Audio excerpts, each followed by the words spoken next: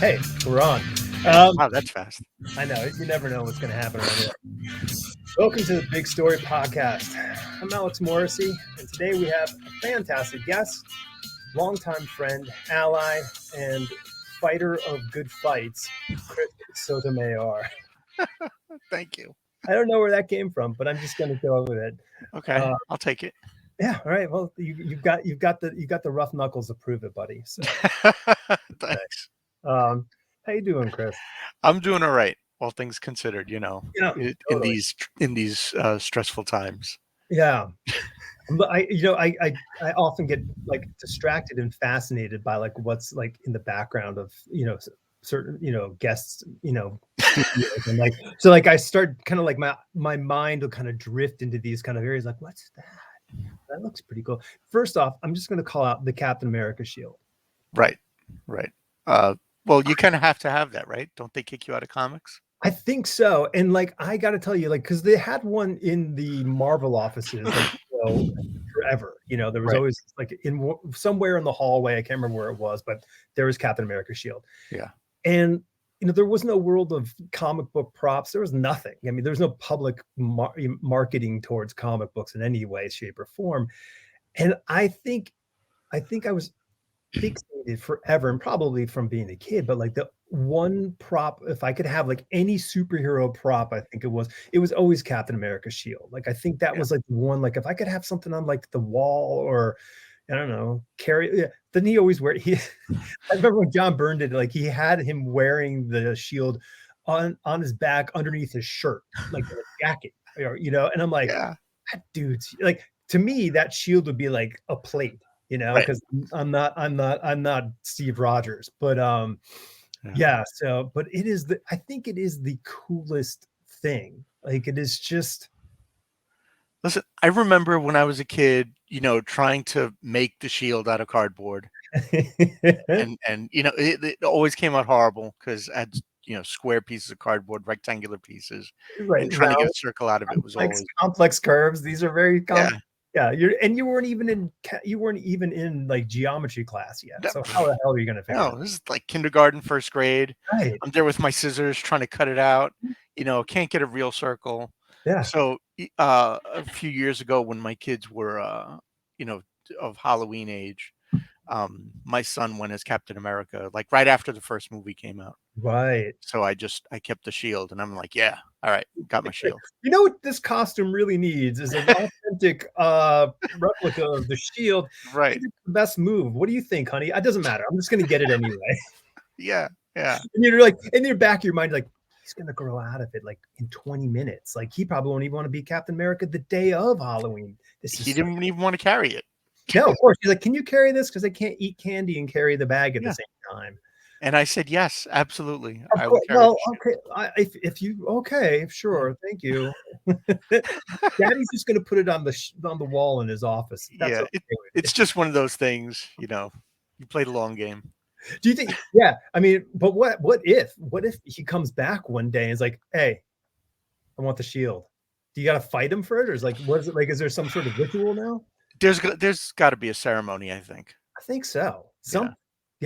There's got to be. Yeah. And you need an attractive British female spy present for that. I think that's now been factored into the lore of Captain America. Yeah, absolutely. So obviously you and I shared the same dysfunctional affliction of early childhood comic booking love. So making props, dude. I think I made tons of superhero props as a kid. Like I got into SVA making a prop. Like that was a key point of my portfolio.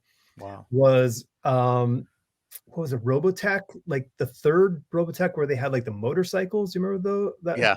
Okay. I don't remember. It's like vague memories. I mean, I loved Robotech immensely at the time, but they had these really cool blasters. They were kind of like this sort of polyhedron kind of shaped thing. They weren't symmetrical. They were just asymmetrical kind of things. You held it and like it kind of wrapped around your hand. And I loved it. So I made a prop out of it. So I drew out all like I drew the plans out. I drew made all the pieces out of paper, and then I cut them out of cardboard and build a physical prop. And that was like my portfolio piece to get into SVA. So like I was always making props as a kid. That's awesome. Yeah. Like so what was your like how did you like for me, I think it was dad came home from work one day with like one of those polybag 3-pack comics, like which had like Baby Snooks, which is like a little tiny elephant, and Right. something like something of the night, which was a terrifying murder comic like by Marvel, and then like something like probably like an Atlas Comics like superhero-ish kind of comic, and that was sort of it. Like I like that was my hook into comic books as a kid. Um, Mine was mine was the 60s Batman TV show, mhm. right? By way of reruns of Japanese anime on Spanish television. Uh Okay. yeah. I grew up with my mom and my grandmother in I guess now is like well on 33rd in Manhattan, right? East side. 33rd and Third. Actually, exactly. Nice. Right across the street from a school. Yeah. Yeah. Yeah. And I remember watching old black and white like Mazinger Z Oh, on yeah, sure. Spanish language channels. Yeah. Oh, very cool. Yeah. Yeah. So I would watch that, and then I graduated to the Adam West Batman show, Mhm. and then when my mom That's met, channel 11, right? yeah, I Yeah. think at the time, yeah, I think 4:30 might have 11 been. Alive, yeah, Yeah, yeah. Picks, picks. yeah. And Remember then when my mom met my dad, and they they started dating. My dad would buy me comics all the time. nice. First one I remember was Marvel 2-in-1 number 69, Okay. Guardians of the Galaxy on the cover, like the original Guardians. Mhm. And that thing scared the hell out of me. All those crazy funky designs, Okay. like Yondu with the fin Yeah. and Van Sastro with the half black, half white body Yep. and Martin X and Charlie 27, all that stuff just was like, wow, Yeah. completely blew me away. um, and then from there, just kind of tumbled into Spider-Man, Captain America, and the Hulk and X-Men and all that stuff. It just that one book just kind of blew the doors open for me. What like, so here this is interesting, makes me think about, like, like, I read comics as a kid, but I grew up in, like, the woods of New England, so I didn't really have, like, a city sort of experience, but, like, you grew up in the city. Yeah. So, like, what was reading a comic book, that ostensibly took place in your neighborhood to one degree or another? Like, did you conceptualize that? Did you go like, "Oh, this is New York City. Of course, this is New York City," or was it like, "Whoa, like, are they around? Like, where are they?" That kind of thing. Spider-Man was probably the best for that, Yeah, because it was so New York City, and it wasn't a connection that I was made aware of right off the bat. right. But eventually, when I realized, oh shit, that's that building and Yeah. that's that building, you start piecing it together, and I think, I mean, that definitely enhanced my connection to Marvel Comics and Mhm. Spider-Man in general. Um, it was very surreal, and very welcoming at times. There was a little bit of comfort in Yeah, that kind of sense that, oh, these if these guys were real, they'd be watching out for me and the other people totally. around here. Did Yeah. you side thing and whatever, spoilers, I don't know. Did you watch Hawkeye, or have you seen that yet? Yes. So, Yes. but that theme actually is part of that whole series, which I Yeah. think is really kind of like very cool that you actually experienced that in the real world. And this fake world, they use that as a sort of a touch point, which I think is kind of cool. That's really. Yeah. Oh, I've wow. always I've always drifted towards those more grounded heroes. Yeah. Moon Knight, Daredevil, uh, Spider-Man. Black Panther. Well, yeah, Black Panther. Dude, Absolutely. I I mean, totally I wanted I, to I be him and the Falcon. I could, like, kind of be those 2 guys at once. It would be yeah, awesome. yeah. I Yeah. mean, I've always loved it's so odd. I've always loved the characters that were just very monochromatic, like Daredevil, Moon Knight, Black Panther, Right. right? But then, you got characters like and Silver Surfer. Mhm. I connected to certain characters and yeah, when I was little I was a Marvel guy. I Yeah. probably still am. I connected to certain characters because of certain traits. Like Spider-Man, full body costume. I always thought he could be anybody. That was the hook, right? Yeah. So it was easy for me to identify with that, especially growing up later in my teen years, and my adolescence. Uh, Characters like Colossus, you Mhm. know, Outcast, X-Men, Strongest Guy. I love the strong characters Yeah. because growing up, I had severe asthma, still kind of do, and there were a lot of things I wasn't able to do physically. Okay. So I kind of like those characters that were a little stronger. Colossus, Captain Yeah. Marvel, those guys. I think that's I think, it's interesting because I think that's really what in so many ways that comic books do for children, like I think they're an opportunity because listen, we can watch cartoons and go, oh, I love these cartoons or whatever like that, but you don't really get to spend time with those characters Right. because it moves in a linear fashion and it's over. And Yeah. I mean, now the world's a little different now with media, but when we were kids, it was, you turn on the Super Friends and it's over and then that's it. Like you don't get to watch it again or whatever. Yeah. But a comic book, you could sit there and you could reread it. You could look at it. You could really zoom in on these frames. And I think it's kind of like one of those things where you really like, like my parents split up when I was a little man. Like I was like, well, fucking Captain Kirk's the man. Like Captain Kirk is like a really cool dad figure. You know what I Right. mean? Maybe not the best dad figure, but you're a little kid, you're like, yeah, like Yeah. the cool dude sitting in the cool chair telling other people what to do. How much cooler is that, Yeah. Yeah. And like, so you kind of like grab onto these kind of people. And so like all these like, so like that Spider-Man thing, you're like, yeah, I mean, I could be Spider-Man. Like, I could be the guy like swinging around and helping people because that would be really a good thing to do, right? Yeah. Um, yeah, and it's so I think that's kind of a cool thing. Like you can, with you having asthma, and I'm sure like with many other things, like having saying like, okay, well, I would love to be the big strong guy, and if I was the big strong guy, what would I be like? Well, I would definitely be like, Peter, because like he's really, really kind and caring. Like Yeah. he's not he doesn't abuse his ability as like the strongest person in the world. Right.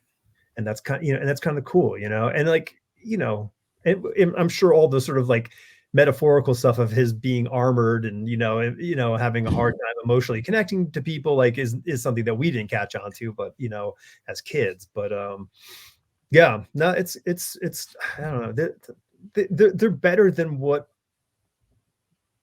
even back then they were better than what I think the world considered them to be, like Oh, comic. absolutely. Yeah. Comics shaped a lot of my morality very Yeah. early on. Oh, for You know, sure. Having asthma, being sick all the time. I missed a lot of school, which sucked. Yeah. But I was home alone a lot. A latchkey kid in the Yep. 70s and 80s. So if I stayed home from school, it was comics and Price is Right reruns or I was whatever. dude, I was gonna say the price is right, totally. Yeah. Lots of game shows, lots of Yan Can Cook and Yeah. Julia Childs and comics. God, Yan can cook. That Yeah, that's what I was watching yeah. and that's what I was reading. And so I spent that time reading, Captain America, Silver Surfer, Mhm. reading about characters like the White Tiger and Yeah, seeing bits of myself reflected in them, either who I was, who I thought I was, or who I thought I could be. yep. And it shaped a lot of me, I think.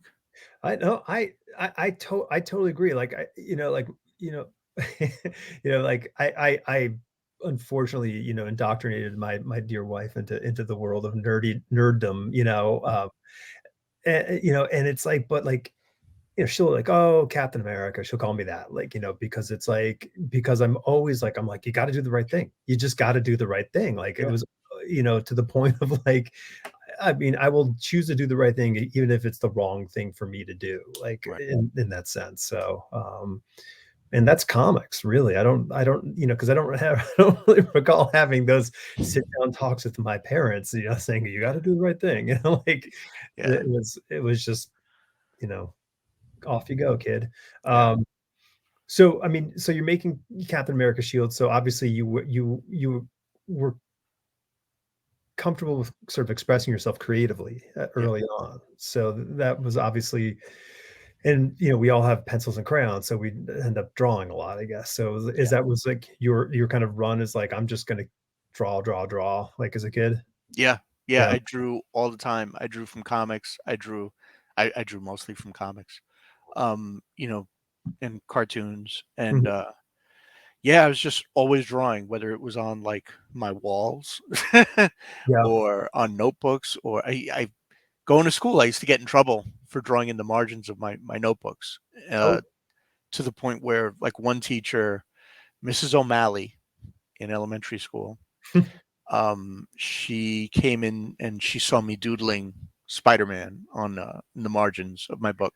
I'd finished my work. I was just Yeah. sitting there, Mm. and she grabbed the notebook, she ripped the page out, and she berated me in front of the class and threw the drawing out and told Oh, me it wasn't art.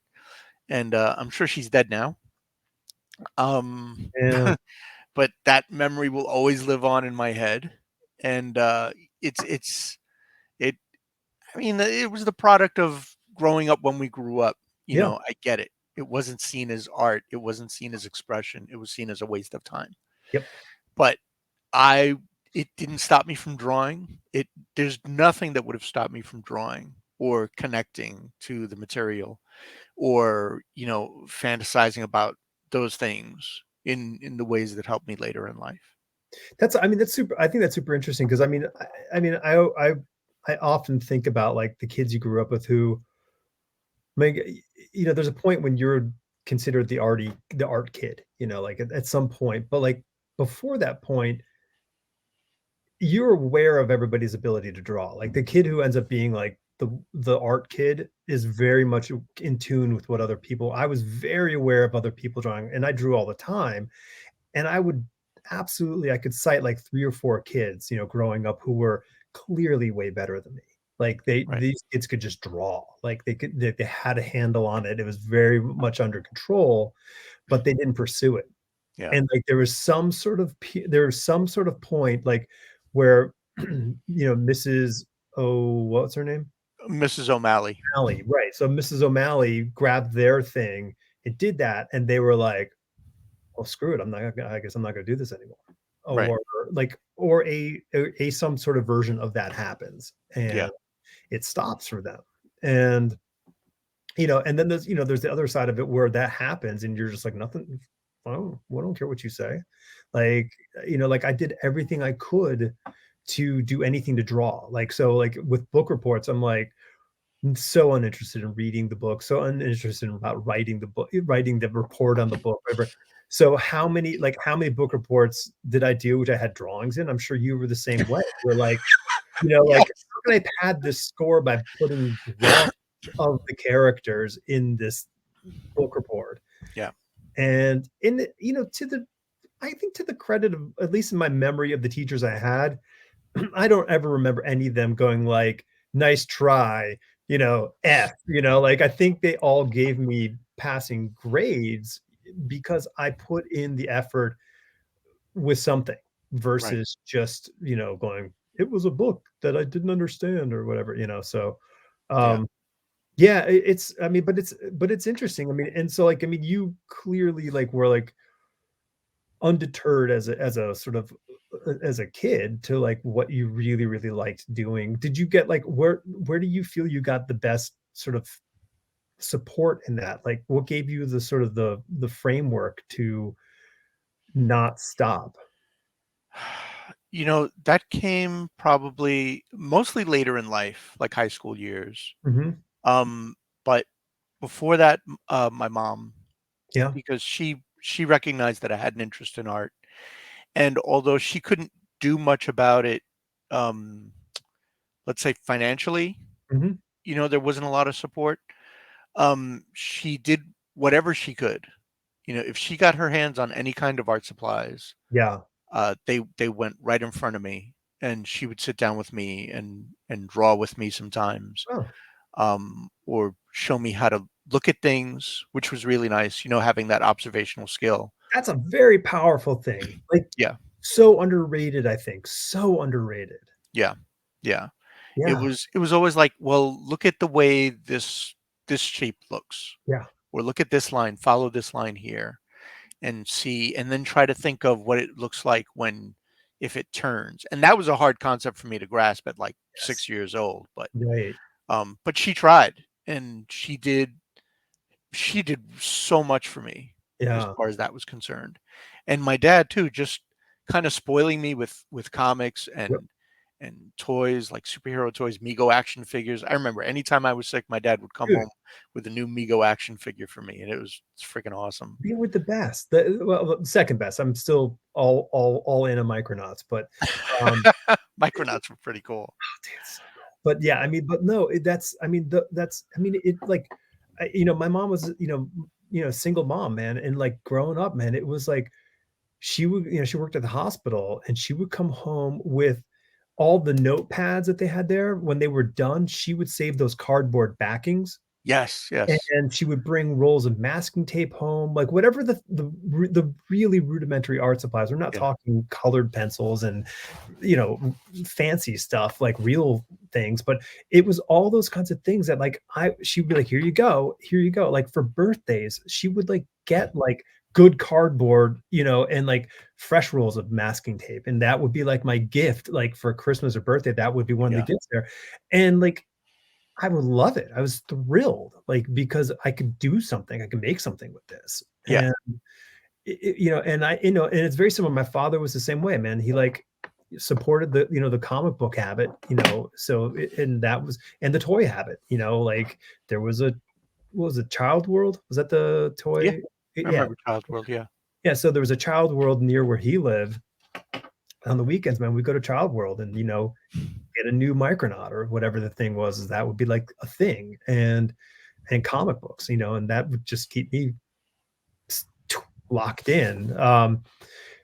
But yeah, I mean, that kind of stuff just builds. I mean, like, I think I don't think we think about it too much.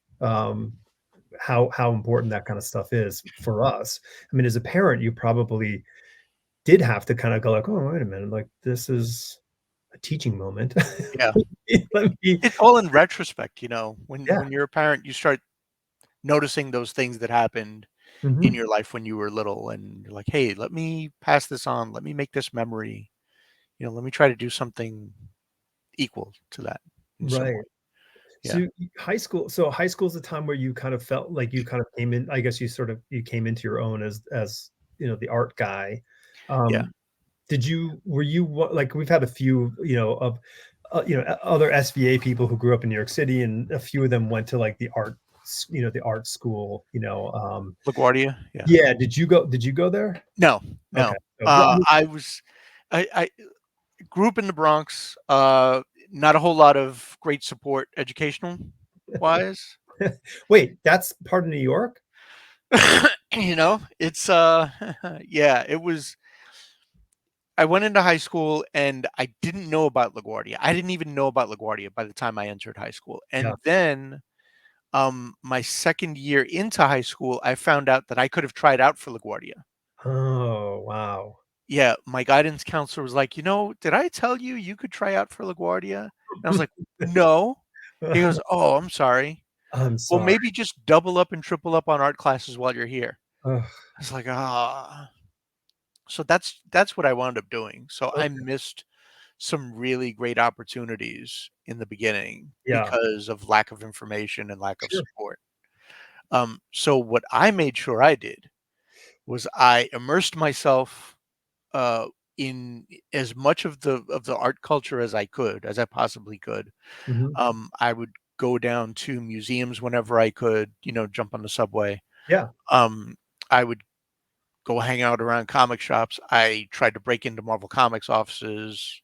I hung out with friends who could draw. Uh-huh.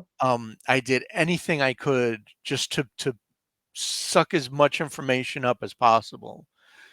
Um, so I supplemented my high school education with that stuff as well as doing like all the art one, art two, yearbook, and Mhm. all that too. Just as much as I could do. Did you go to those sort of like fledgling comic conventions? I guess creation they were creation shows, right? Wasn't it creation? I remember going to a couple of shows in like the Roosevelt Yes. Hotel. Yeah, in the Yeah, yeah. basement.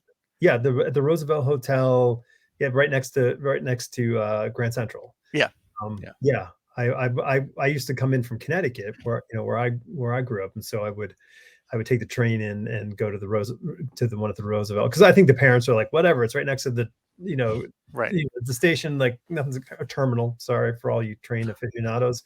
Um, and so they were like, he can't get too lost, so we'll just let him go. But yeah, I mean, but that was like, I think for me, like I think going to that for I don't I guys, I went to a bunch of conventions as a kid with my dad in Connecticut, like, we would go there, but I don't think they had pros, at least I don't remember pros being there, Right. but I remember going to creation and seeing pros for the first time, like, it was you made that sort of connection, like, I think the first one was, like, in '85, maybe '84, '85, whenever Art Adams was Long Shot came out. Right. So, and he happened to be there. So it was one of those things I'm like, oh, like that's the dude who did the comic book that I can't stop looking at. Yeah.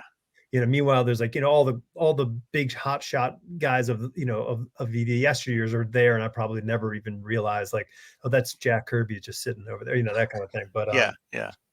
yeah, it was interesting, but that was like the time when I'm like, okay, this is a real thing. Like this is a thing that it's not just a stapled piece of paper that shows up, you know, every month somewhere and I get to try to buy it or something. So Yeah.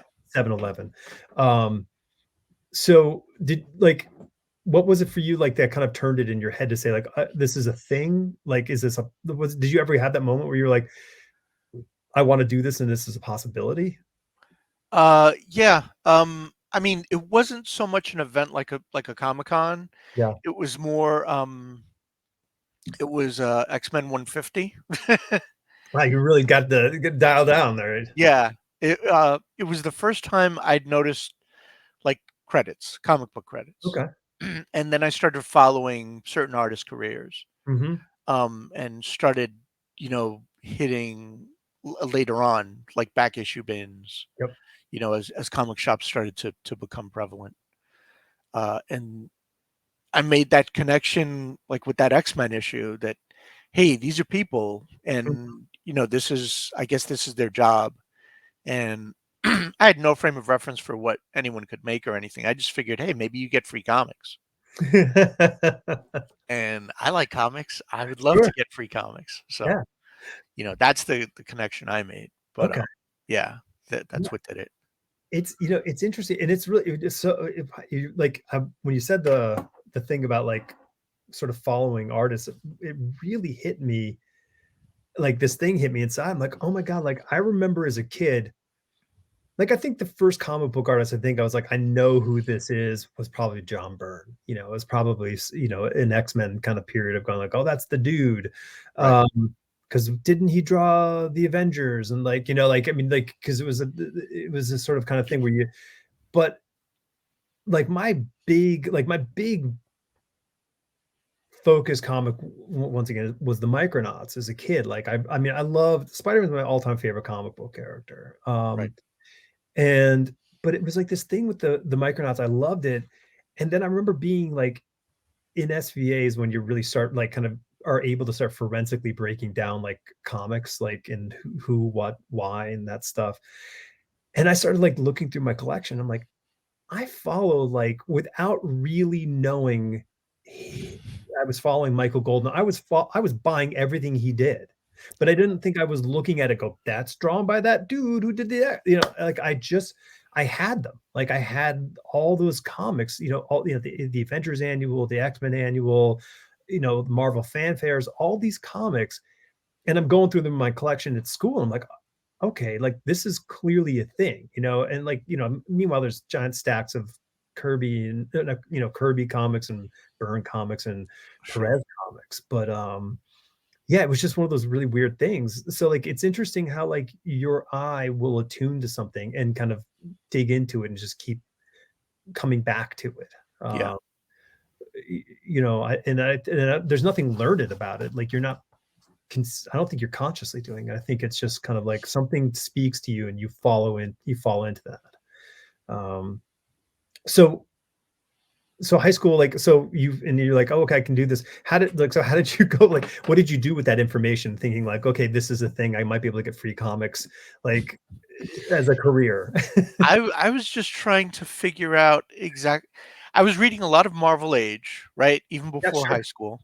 Uh-huh. And trying to figure out trying to get any information I can from those comics, right? Mhm.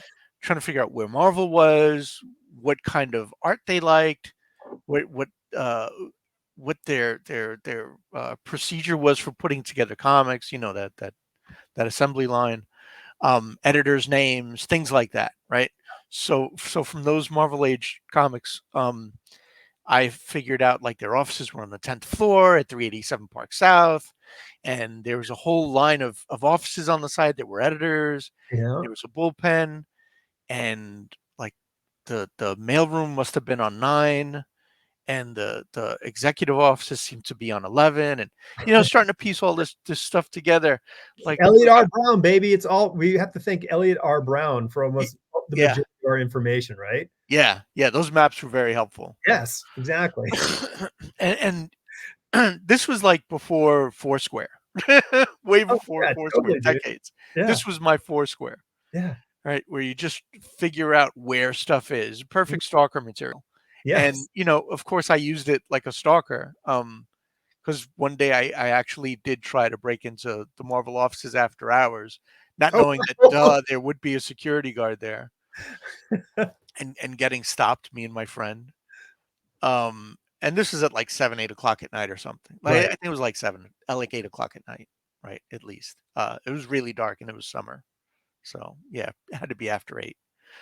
And yeah, it tried to get up there, tried to sneak around, got caught, me and my friend, and wound up being one of the best experiences of my life. It just kind of opened the doors for me. Well, okay, let's tease this out just a little bit because I'm curious. So, what was let's start off with the motivation of why did you think it was a good idea to break? Like, why do you think it was a good idea, and what did you think you could achieve by breaking in there? Is this more? Are you just driven by free comics? Is at this point in life?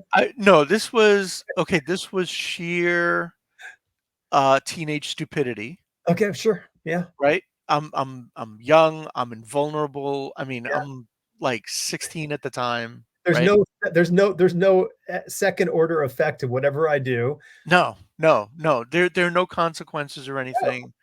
I was just a stupid kid hanging out with my friend in the village, and Yeah. then we started going uptown from there, and You just happen to have this map hand drawn out right. stuff. We were coming up from the village, probably around Astor on the 6th train, Uh-huh. and we start rolling to like we're coming up on 23rd Street, and I'm like, hey, the next stop is where Marvel Comics is. I tell my friend Angel, and he goes, all right, let's go. So the train pulls into 28th, and I'm like, I'm not going up there. And he goes, yeah, come on. So he jumps out, I jump out, So okay, and that's where the adventure starts. Angel. Of course his name is Angel, Right, right? right. Angel Torado, yeah, The yeah, the good angel or bad angel is there with you at the time, right? yeah, yeah, and Okay, so yeah. you're on the platform and your heart's racing because you're like, are we doing this? Are we Mine heading? is, yeah. Yeah, I don't yeah. know about him. It He's just probably meant like this meant way more to me than it did to he's him. probably just like kept going like, oh, let me just see what I can keep saying, and if he'll keep going. Probably, Yeah, yeah. Probably just kicking shit. yeah. Okay, Just so you egging me you on. get off 28th Street and you make the walk, the 2 block walk over to the office Right. building, and there's the glass doors. Yeah. Okay, Yep. with 287 right above it. Okay, in Yep. nice stainless steel. Okay, yeah. Yeah. We go in, we go up. He's like, "So where do we go?" And I'm So like, there "Oh, wasn't I so know this." there was no downstairs, like, at night guard that was No, straight up okay. no, no. All that was like after the 90s. They did Yeah, that, like after 9/11 and shit, and right. even late 90s. But yeah, no security guard downstairs by the elevator or anything. Mhm. So so I tell him, well, we go to 10. So we go to 10. And we go, and the lights turn on in the lobby, and I'm like, "Oh, okay."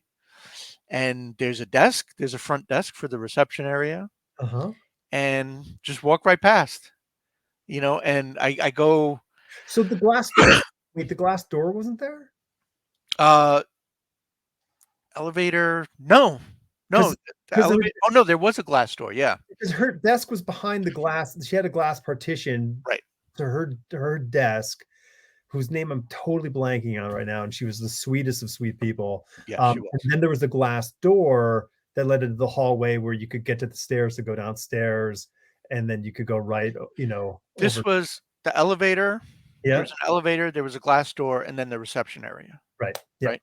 Yep. So, went through the door, it was open, it was unlocked, Sweet. and Cleaning crew. yeah, and I could go either left or right. And I didn't know that on the right was like Terry Stewart's office if Yep. I'd gone down that way. So I went left Towards the bullpen. towards the bullpen Yeah. because I walked towards the desk and I saw all the drafting tables and I'm like, bullpen. Okay, folks, if you are paying attention, watching, or listening to this, hit pause, go search Elliot R. Brown Math of Marvel comic books at 287 Park Avenue South, Yeah. and then you can follow along with Chris's smash and grab adventure here. So, Yeah. You can see how right now, big of an idiot I was. yeah. So now here you are. There's a draft tables, and okay, go Yeah. now. So I could take the left road or the right road. I took the left road to the bullpen because I saw the desks. Yeah. And I'm talking to my friend Angel, who's like next to me and like a foot behind me, and all of a sudden I feel like a Scooby Doo situation. I feel a hand on the back of my collar, and the security guard Tony, Mhm. I learned his name later. He's like, "What are you guys doing here?" And I'm like, "Oh, I just wanted to see the offices. I wanted to." He's like, "So book a tour." So I'm like, "Yeah." And I explained to him like my whole story. Wanted Right. to draw comics and Free comics. Free comics. you know, I just want to see how it's done. Yeah. And he goes, "All right, come with me." Oh, So I'm like, "Oh, okay." This got really interesting. So we continue to the bullpen, and in the bullpen is Mark Teixeira, Jimmy Palmiotti, Michael Bear, and another guy, and who I can't remember, and a production guy named George Roberts, okay. right? George Roberts, sweetest guy ever, right? They were all really nice. Yeah. Tony told me, stay out of their way and you can watch for a little bit. I'll come get you in a minute. Oh, George Roberts goes, hey, I got them. And Tony goes, okay. So George Roberts gave me and my friend a tour of, the immediate area, the bullpen. yeah. I got to watch these guys working on an issue of Ghost Rider. Okay, so this is 91. Yeah, this is 91. Yeah. Yeah, this okay, yeah, no, I know, yeah, okay, I'm with you. They're probably fixing all the crappy Ghost Rider faces I drew when I drew Ghost Rider. All I know is that Bobby Chase needed that book in the next day, and And it Bobby was was not probably about me. to miss a I deadline. probably made that mistake, then that was me. They were fixing my mistakes. I'm kidding, but go ahead. I I learned that day Bobby never sends a book out late, No. and if it, no matter what it takes to get done, it's going to get done, and Yep. that's why everyone was there, and they were jamming, and they were just going through pages like a freaking typewriter. Yeah. And George took me and my friend around, took me and Angel around. He's like, yeah, they're working on this. This is this. Hey, do you want some posters? Uh-huh. And if you see, wait, this poster right Right there. here, That's the Daredevil one by Mobius. this is no, this is the Kent Williams, Oh, Kent Williams, okay. Daredevil and Elektra, Okay, right on, dude. right? That's Yeah, one of the posters I got. nice. I still have all the posters from that day. Oh, yeah, I'm Mike sure. Zeck Punisher. that one, that Daredevil Electra one, Mhm. um, John Jr., Heart of Darkness with Wolverine, Oh, yeah. Ghost Rider, Punisher. I still have all those posters. Yeah, I got an uncut sheet of X Force cards. Mm, Any kind of thing that they would give to fans, like super yeah, fans, I walked out of there with, as yeah. long as there were multiple copies, right?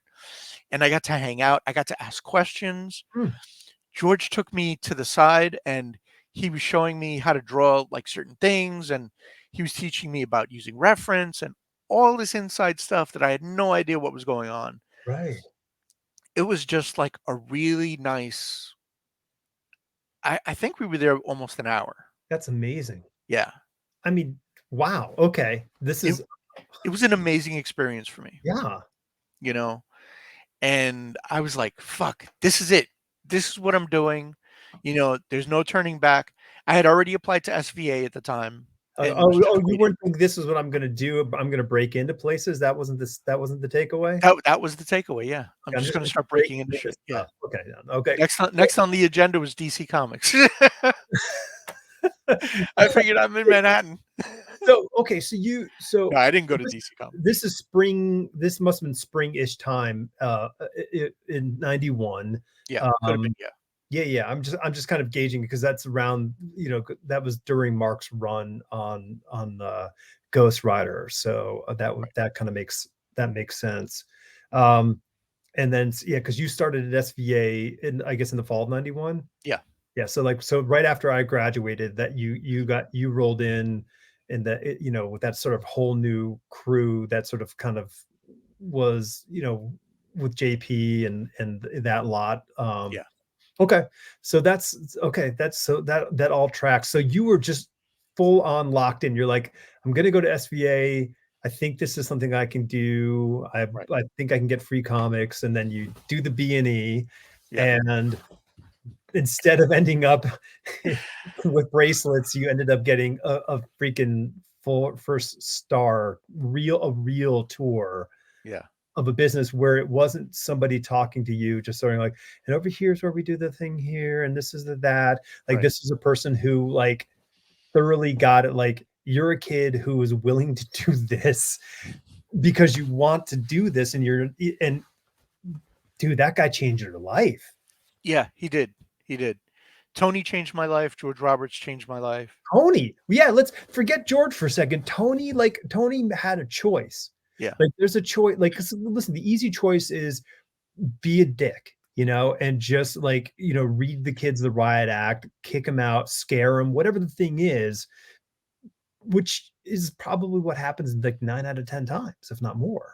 yeah, Um, but Tony didn't. Like Tony said, like, you got this, you aren't bad. Like he was clearly sniffed out. This is not a bad situation. yeah, And then George reinforced, you know, the positive sides of the whole thing. And then meanwhile, like I'm sure Jimmy and those guys weren't like, "What are you guys doing here?" Like they were probably like, "Hey, what's up?" Like yeah.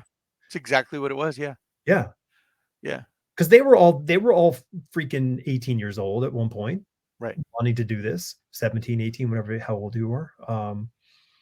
Dude, that's absolutely phenomenal. Like really, okay. So SVA sitting in the future. So that summer, you must have just been like over the top. Like, Yeah, I was. I had just this renewed fever, yeah, and excitement.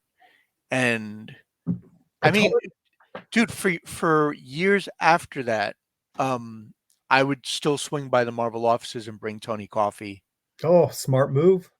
and when I broke in with my first job, I hugged him and Yeah. told him, "Hey man, I did it." And he was so happy for me, Oh my god. you know. Um but yeah, but the SVA years, man, right after having doing that stupid thing, the SVA time was it was so it was fantastic for me because Huh? this wasn't a world I had grown up in. It was always something I'd seen from the outside looking Mhm. in. It was always something I'd seen through the filter of I'm a stupid kid from the Bronx. I've got a lot stacked against me. I I'm just going to do the best I can and we'll see Yeah. what happens.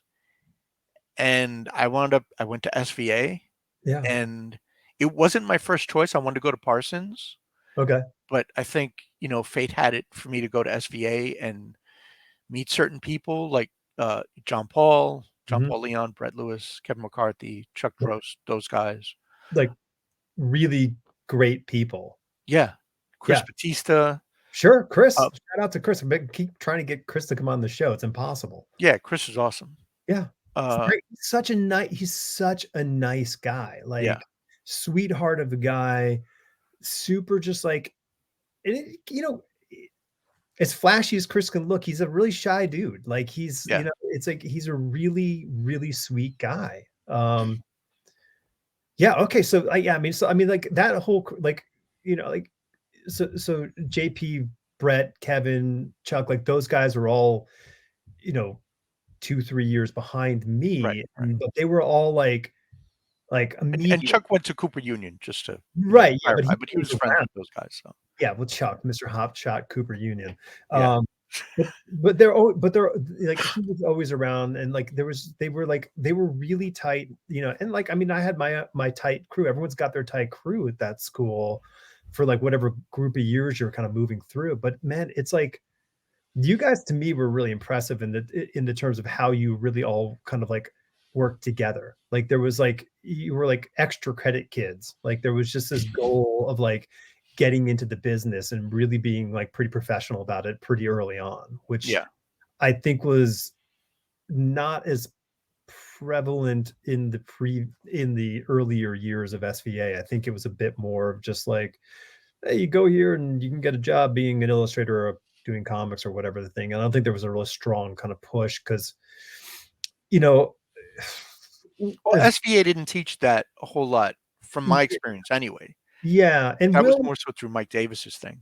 yeah, and but yeah, because like Will Eisner, like really honestly, the strongest person for that was Gene Colan. Like Right, Will Eisner was like he's an auteur. He was a do-it-yourself kind of guy. So I don't think he looked at Marvel and DC as like the enemy or something. I don't know. I mean, I don't want to put words into his historical record, but like he was never sort of like about like, oh yeah, you'd be great drawing character X, right, I don't think he cared. But Gene was very much like, oh yeah, it looks like you probably should start going up there and start talking to the editors, and it was a very good thing to have him in that terms of just getting yourself, into the pipeline.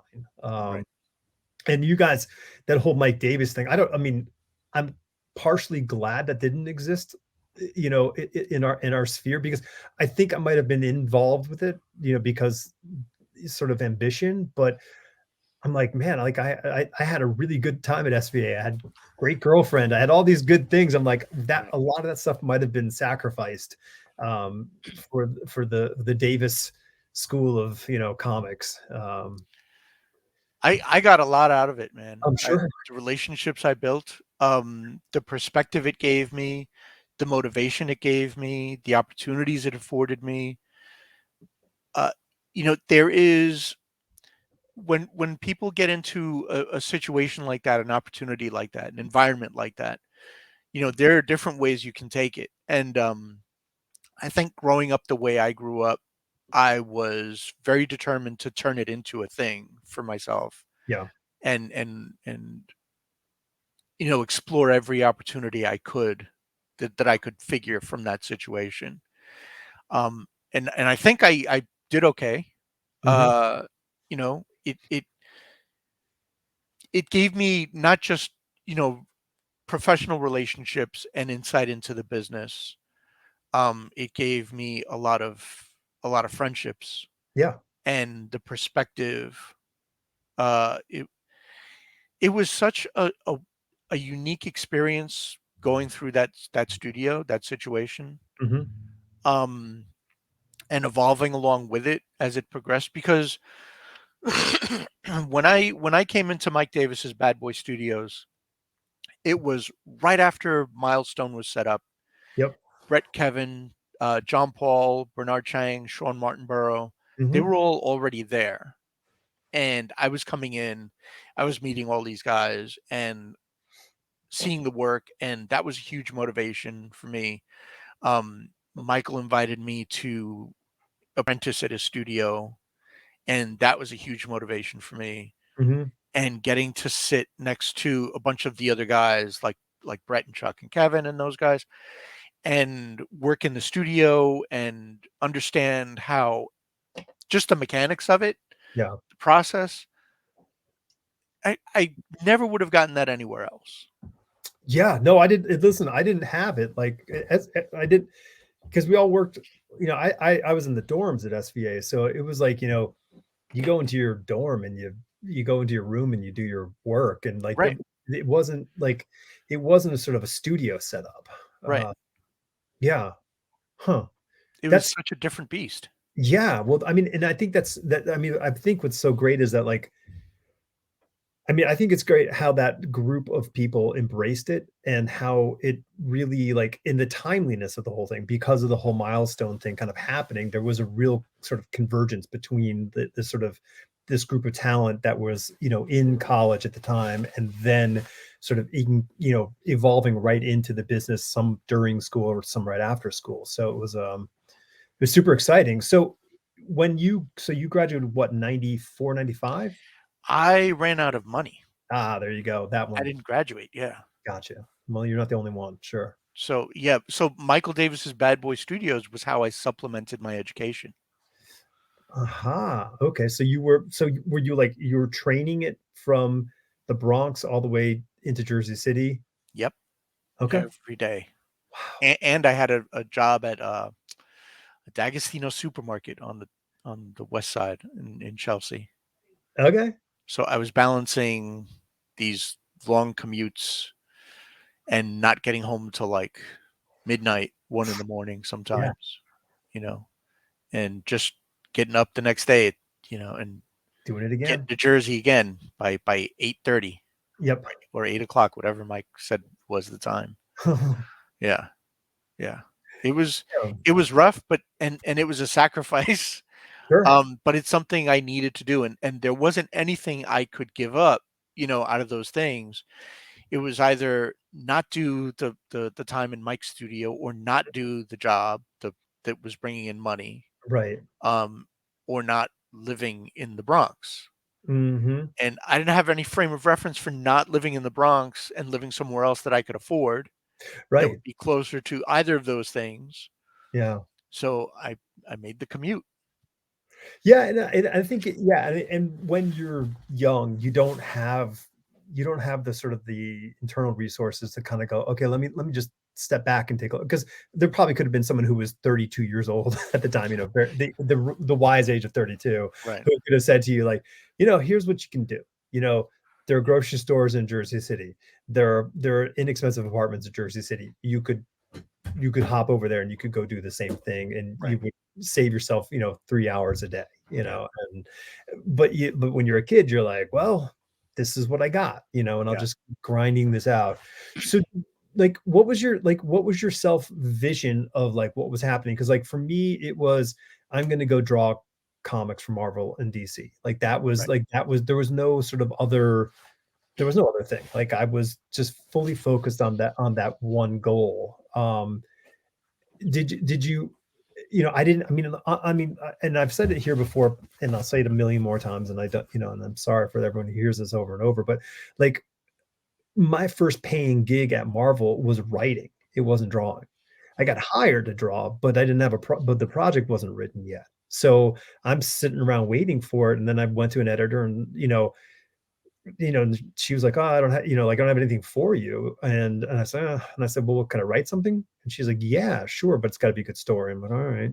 But it was like, so like I ended up writing and then drawing my own story. But I like, but the lack of vision that I had was, I didn't even realize that I could do that again. Like I just thought, like, okay, cool. Like I landed a drawing gig. I didn't realize that, like, I made my own drawing gig. Right. So it was one of those weird kind of like lack of, like, once again, like I didn't move to Jersey City and go work at the the grocery store there. s- Right. struggled, trying to do the other thing. So, Right. um, and so like because I was so focused, like I'm going to be a penciler. I wasn't going to be a cover artist. I wasn't going to be a penciler inker. It wasn't going to be pencil inker. Like it was just to be a penciler. Yeah. And I didn't have that sort of ability to kind of take half a step back and go, you can do another thing too. It's okay. No one's going to yell at you.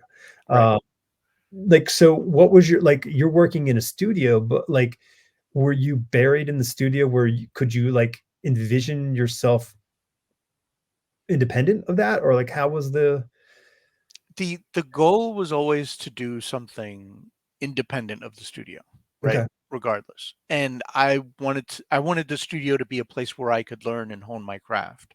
Yeah. Not even realizing that that's what I was doing at the time, but that's Mhm. what, ultimately was the goal. Yeah. Just learn as much as I could, figure out the biggest hurdle was figuring out what I didn't know. Sure. And the Yeah. studio gave me that information, right?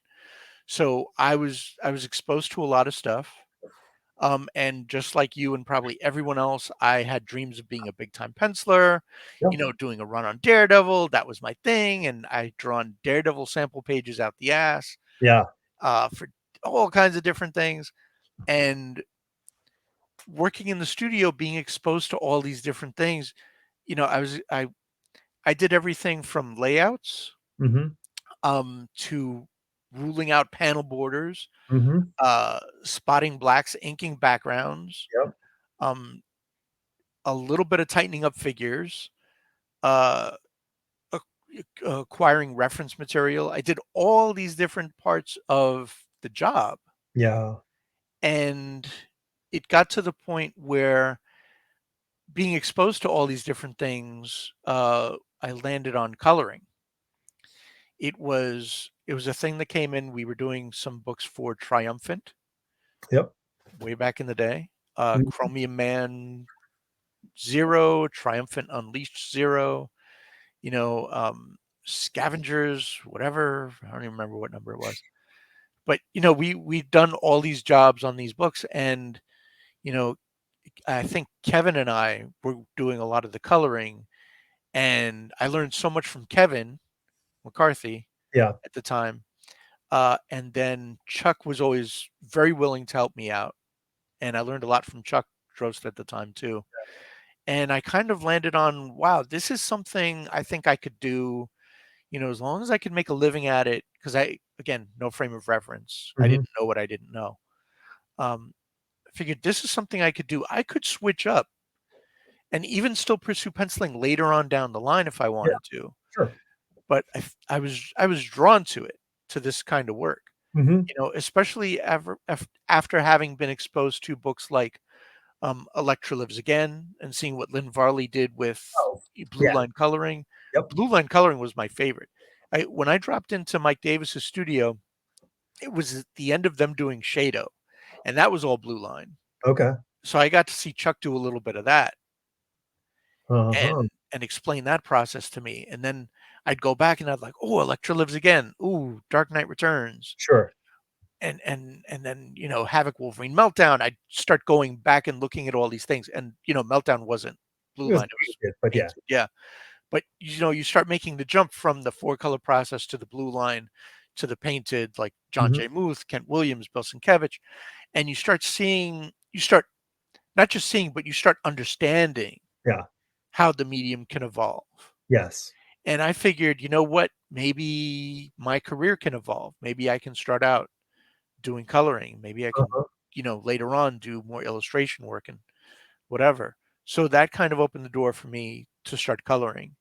And then ever since that, like that was my thing. It's And I love it. Yeah, and that's no, it's interesting because I mean, like, Steve Buccellato sort of had a similar kind of path, like he was breaking in as a penciler at the same time I was, but Steve ended up doing just coloring. Like he really focused on his coloring work. I mean, he still draws all the time, but it was Yeah. like his thing. And but like I mean, I think I mean, listen, and you can make a good living being a colorist because you could crank out a bunch of pages in a day. Like it was Right. not an impossibility. Um, And I love actually I mean, I did a bunch of coloring of my own projects, and I loved coloring. I loved the this the sort of the color theory aspect of it, like how to tell this how to improve the storytelling with the color. I liked coding it. I'll be Yeah. honest. I love sitting there and coding out the stuff. Right. Because you could sit back and go, I could do this whole thing without actually putting color down. I could just code, like you could if you could see it in your head, you could just do that. But Yeah. it was cool. So no, that's totally interesting that you were gelling. I mean, you were gelling with what like Lynn Varley was doing, and what oh, I'm blanking on her name, but Mazzucchelli's Oh, color Richmond Lewis. Yeah. Richard Lewis. Like, I mean, like those two women like really sort of like evolved comic coloring, in that 5-year period. Like it Yep. changed like completely. Like it's like, oh wow, you could really do some interesting stuff. Yeah. So um My trinity there would be Richmond Lewis, Lynn Varley, and Sherilyn Van Valkenburg. Yeah. Oh, yeah, dude, the coloring she did on JRJR, Yeah. oh, dude, Yeah.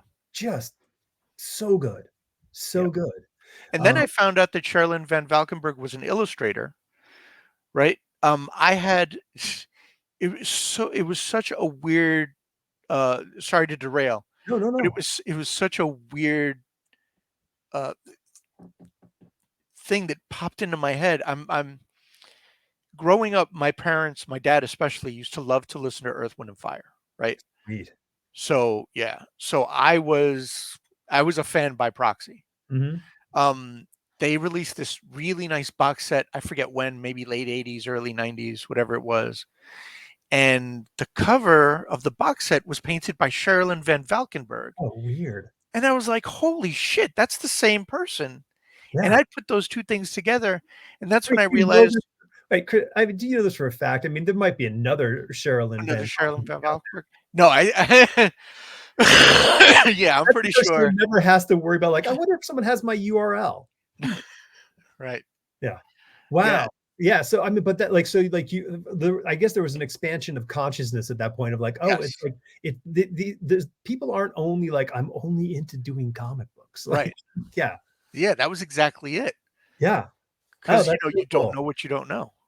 Yeah, I mean, and I gotta agree that I think that those 3, like, were the modernists of coloring comics at the pre-digital age. I Yeah. think that, like, they really created a whole new palette for people to pay attention to in colors, and I think one of the most underrated, in my opinion, underrated colorists is Klaus Janson. I think Yes. undeniably one of the greatest eyes for, and I'm talking page panel coloring, not covers. I'm just talking straight up, narrative storytelling. And the Klaus's palette is so good. Yeah. So good. And I mean, like, I mean, Chiarello is one of the great all-time colorists, and there's Hollingsworth. These people are super, super great and super influential. Like, I mean, they were the '90s, man. They were the like, you saw their work, you're like, oh, this is another level up. Yeah. Like good. Absolutely. Like, oh, this is a good project because they got one of these people on it. Like, Yeah.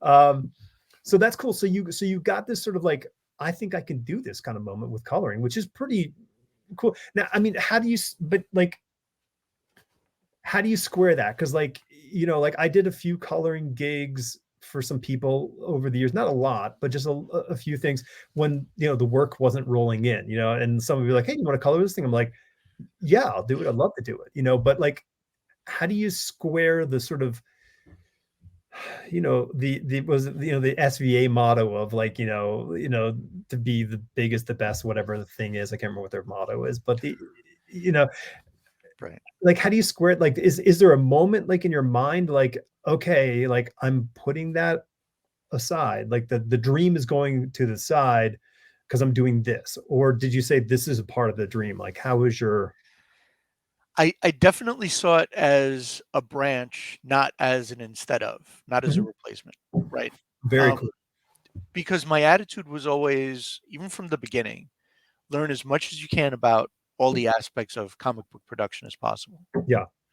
right? So as soon as I got the bite for coloring, as soon as I got that taste, Mhm. um, I just started working up samples on my own, Okay. and trying to explore it and trying to learn more about it, asking questions, working up more samples, getting critiques, working up more samples, and critiques not just from people in the studio, but I was able to get inroads to editors and show them my work for Yep. critiques.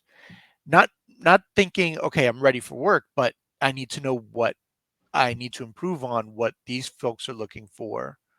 Um, and that's exactly what I got. Uh, you know, uh, Brian Augustin Yeah. was helpful in that regard.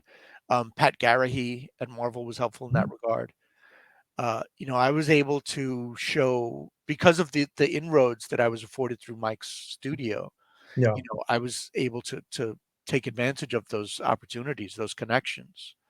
Um, and even around the studio, it bring samples in and show them off. And Michael definitely saw that's where my interest lay, my new developed interest in coloring. And when it was time for him to move on from Milestone to what the next thing wound up being, he brought me with him and had me in charge of coloring. Okay. And it was just like I was thrown in the deep end. There was still a lot I didn't know, that a lot that I couldn't wrap my head around, in as far as the creative process of coloring, because there Yeah. is a lot involved. There is. Yeah. With that, and a lot of people don't realize it's not just putting one color down and not having it be the same color right next to it. Yeah, you it's like know? I think there's I mean, and that's that's really I mean, it's so interesting you say that because I would not call myself a colorist, but like it was very instinctual. Like it was all very instinctual how to approach it. I would have a sort of a theme idea, but I really wouldn't be too heavy into it. But like, talking like with Matt, Hollingsworth, if you talk to him, like, I mean, he thinks a lot about what he's going to be doing with that issue, Yeah. or series or whatever, like that thing is. And like, it's not just okay, I'm coloring this page. Now I'm coloring this page. And like, there's a very holistic kind of approach to something. And I think that's what you're saying is I think Yeah. there's this real, very deep thing. Now that's not 90% of comics. 90% of comics is I'm coloring this page, now I'm coloring this page, now I'm coloring this page, Right. because not everybody who's coloring comics is a colorist. Let's just be fair. And it's not, and I'm not trying to bash anyone, but it's just that's kind of how it is. Yeah. Because the damn book's got to get done. Yeah. And I worked in that mode for a very long time too, very early in my career. The book's got to get done. Yeah. But I wasn't building the career I wanted. Right. So that was another shift that happened. Luckily earlier in my career than later in my career. And even still, it's so hard to change up gears like that, Yeah. right? Yeah. And and one of the things about coloring that, you know, um, a lot of people don't realize, just to backtrack a tiny bit, is there is such a relationship between coloring and actual painting that, Hmm. uh, it's almost the same thing. Right. Like it's almost identical. The theories involved, the techniques involved, and I've I mean I'm lucky now that I have a platform to impart that kind of knowledge, that kind of framework in my classes, because I teach coloring Yeah, classes once you want me online. to take a second and just tell everyone about that, because Oh, you're doing the next generation thing. yeah. So what is what are what where what? Well, keeping in mind that, I grew up not having opportunities, I developed a class with comics experience, Hmm. uh, that it's the class I wish I could have taken when I was younger in my Okay. career. Yeah. Um, it's an online class that we teach at comicsexperience.com. They have a bunch of different courses for writing, art, writing video games, comics, scripts, animation, all kinds of stuff.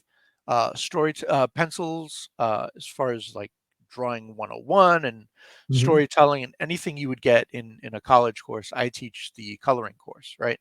Cool.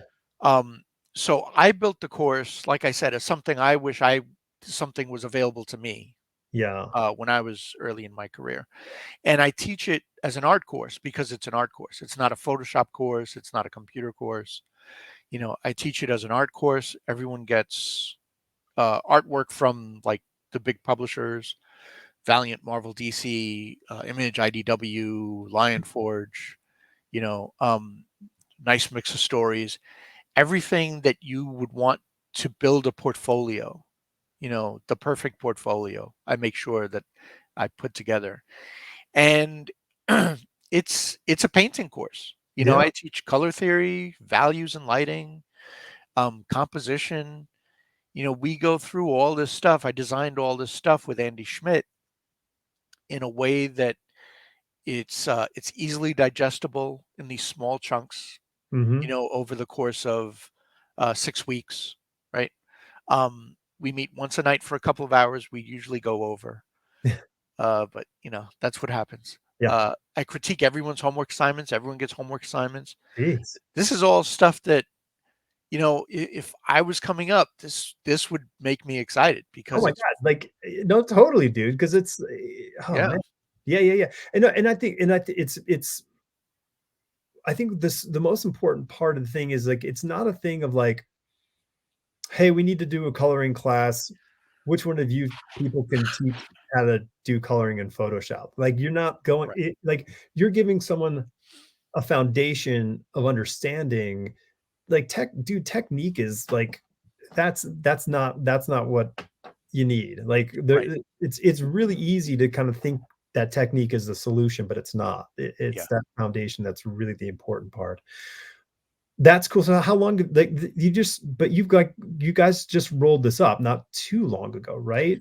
No, we've Oh, been doing this for over a decade. oh my god, no way. Yeah, yeah, So you've been doing this online course jeez, dude. yeah, Wow, yeah. Over a insane. decade, we've been doing it. My class sells out every time. Every time, Wow, always sold out, right? And I've had editors come in to take my course just so yeah, they can better understand the process. great idea, I've yeah. had writers come in to take my course so they can better understand the process. Mhm, Pencilers. We've had Dave Finch, Jamal Eigel, yeah, Rochelle Rosenberg, Heather Antos, David Pepos, Amy Chu, Rich Dueck. You yep, know, editors, writers, yeah, artists, all taking the class. Sean Chen, Peter Krause, have all taken my course. All to better understand the process, to add tools to their quiver, yeah, right, to their portfolio. Um, I've had students go on from my classes to get actual work, right. which is a nice feather in my cap. Oh, yeah, that's really great. Yeah. And it's fun. It's loose. It's fun. It's organic. I mean, it's all done real time, and Yeah, there are things I make sure I get through. But it's very laid back. I don't make it a thing where oh, you failed this. It's all very oh, you're not allowed to use orange, and I that was the rule. right, Sorry, fail. Yeah, right, right. No, it's totally organic and very mellow. yeah, I don't. I try not to treat it like school. mhm, It's a cool thing to do. You're gonna learn it because I don't stress anyone out. right. You know, Okay, wait, I'm okay, so so, 10 years, that's I mean, it's a huge thing, but 10 years ago, we couldn't do what we're doing right now. meeting software. As soon as things like GoToMeeting came Yeah, out, sure. uh, what was it? GoToMeeting, Adobe Connect. Those are all the different things that we used very early on. Mhm, And once that stuff started popping up, Andy and I jumped on it because we had okay, been talking about it for years, even before that, right. right? Yeah, How could because Andy started Comics Experience. This is his baby. He mhm, started it as a thing where he had a physical class in a physical building with people showing up with notebooks and stuff, and this is how you write. whatever you want to write. And it was a Okay. writing course, right? Okay. And Andy had me as a guest speaker come in, to this office that he had set up, this meeting room he had set up. And I said a bunch of shit, whatever it was. I don't even remember. It was so long ago. And we got to talking, I would love to, he said, I would love to do like an art thing or a coloring thing and attach it to this. And I'm like, yeah, it's so hard because, you don't know how many people you'd get signed up. You'd have to have equipment on hand. Hmm. It gets really expensive. And he's like, yeah, I wish there was a way we could do this, without having to physically be in the same room. Yep. And then GoToMeeting pops up, Uh-huh. and we're like, that's it. That's the solution. Everyone already has a computer. Yep. You just outline some basic requirements, and we can do this. And it was, those meeting software things. Those were very bare bones They when were. they They were first popped really. up. Really rudimentary in comparison to what we have. I mean, listen, our phones are better than what we had back then. So Yeah, yeah, um so that's so cool because I mean, listen, so that kind of pivots me back into sort of the storyline, the technology. So you were there, just like we were all there, yep, when the computer became a chief part of the comic book creation process. yes, I remember getting tracking down Laverne Kandersky's phone number in, like, I don't know, like the mid to late 90s, right, um, and calling him up, like, on my first, I think it was my first cell phone I ever had, to like go, okay, how do I do this? Like, how do I, like, I'm not even a colorist, like, but I'm like, I need to know how to do this. I need to know how to use a computer because I clearly understood that this was what the future held. yeah, Um, and it was like black magic, back then. Like, he's like, well, you need this, and this. And I was like, okay, and it was really like overwhelming. And I think it was a yeah, few years later when I finally actually like got the equipment that I could actually do that with. But it was a really interesting period because it was like the companies were like, cool, we're all in on computer coloring. Like they just like it must have seen it on paper on the spreadsheet that was the way to go, right, or it was the new sexy. I don't know I really honestly don't know what the point was, like in the making matrix. But the thing was, is we ended up once again. Now, when I said like the most people who do the coloring are colorists, like that was 100% the case at the time. There were yeah, like three people who knew how to do computer coloring, and everybody else didn't. And it was a lot of pink, yeah, um, and it was horrible.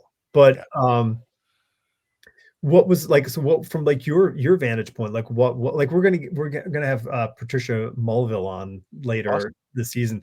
Like, that's someone who's been there the whole time too, Yeah. like, and I'm really looking forward to hearing her point of view on that. But so like, how did you like, were you looking at like, or were you like, yes, like what was the initial response? I mean, it was scary. My first professional comics coloring experience was all hand colors, like Right. watercolor and stuff. um, and I broke in at Marvel doing, color guides, Yeah. hand painted color guides with coding and everything. And to the and so deeply entrenched that, you walk around the city and you go like, "Oh, that sky's a nice B25," you know? You're the fancy colorist with the percentages versus was it R1, Y1, Y9. Y2, Y3, like Right, you only have four choices. There was right. 100%, 75%, 20, 25%. it was Yeah, ridiculous. yeah, But it was all, yeah, it was, yeah. And then you do the DC gig and it's like, oh, you can do these at 10% increments. You're like, you can. Like, it yeah. was like a huge like And then it's magic. like, "Oh, shit, so Robin's chess piece is, R9, Y, B1?" Right. Yeah, It's like, exactly. Right. "Alright, Yeah. cool." Yeah. Yeah, Holy yeah, right. crap. Yeah, exactly. But meanwhile, like Spidey's red is RY3. Okay, Yeah, done. Like yeah. that's it. Yeah. So, um, Because Marvel was always a little bit behind on the coloring, like Yeah, what they were doing. Because I think because DC went all in on Baxter paper early on, they were like, yeah, they did. we can do different, and Yeah. whatever. So how did you like? What was your first engagement with the computer, the computer aspect, and what did you like? That was during Michael's second venture after Milestone, right? Okay. It was Motown anim. It wound up being Oh, Motown Motown. Yeah, Animation yeah, yeah. Right. Machines. Yeah, Michael brought a bunch of us on staff there as editors, Uh-huh. and I was This in is charge out of. in LA, right? Yeah, yeah. Okay. We started in Jersey City for a couple of years, Yeah. and then in '94 we moved to LA. Mhm. At 96, I moved back here to New York. Smart. Right. Yeah. And it was a great experience. Yeah. I started digitally coloring there, Okay. learning the process. We had people come in at one point trying to kind of demystify the software because, I started on the first version of Photoshop, Yeah. Right. which was really tough, Yes. and then as the software got a little better, we had people like Michelle Wolfson from Electric Crayon come in. I had Clydeen Nee come in. Yeah, go ahead. Okay. Whoa. Okay. So very strange. Okay. So how do I? Okay. Great person. Love her to death. She was Yeah. my girlfriend. Like Really? we dated for a period of time. She wasn't in the comics industry. She was so at New York Comic Con, the guy who ran New York Comic Con. Wait, I might be mixing two stories up here, two different girls. But Don't do that. no, no. So I met Michelle. I met Michelle because she was going to school with Steve Ellis, Okay. the comic book artist, Yeah. and Steve and a couple of his friends who were wanting, sort of wanting to get in the comic industry went to the New York Comic Con. Michelle was along with them. I'm like, oh, who's this cute girl? So we ended up hanging out, and then we ended up dating, and then she moved out to California, um, and in that sort of confluence of time, and then like I went to San Diego, she showed up at San Diego, and that's how she met like Steve and all the people at Electric Crayon and ended up working there. Right. So that's okay. This is wow, this is so interesting. A Okay. lot of overlap. Yeah. It's a small business. It's a very small business, especially if you start dating people in it. Right. Okay, so Michelle and a few other people come over to demystify yeah, because Electric Crayon really was kind of ahead of the time, the Yeah. curve for everyone. Yeah, for Yeah. sure. Okay. Yeah. It was Michelle, Clydeen Nee, Yep. also Mhm. very instrumental. And I wish I could say I had broken this pattern, but while I was in LA, I tried to break into the Top Cow offices at night. And this seems to be a recurring theme. David And Wohl got you? yeah, well, we got there completely unannounced. I didn't know that they had skeleton crews going all night. Oh, yeah, I So think they were a 24-hour business, yeah. yeah, yeah. So we got there and we finagled our way in. It was me and oh shit, who was there? I'm sure Brett was there Why not? because why not? And I got to talking to JD Smith at the time, who was one of Top Cow's like premier guys, him, Richard Yeah. Isanov, those guys. Oh, yeah. Yeah, so I sat with JD and JD just kind of walked me through the steps while he's working on, I think, Witchblade or a Ripclaw book or something or Or Cyber. whatever. Yeah. And all those things, great experiences and helped inform me. And Yeah, again, I learned what I didn't know.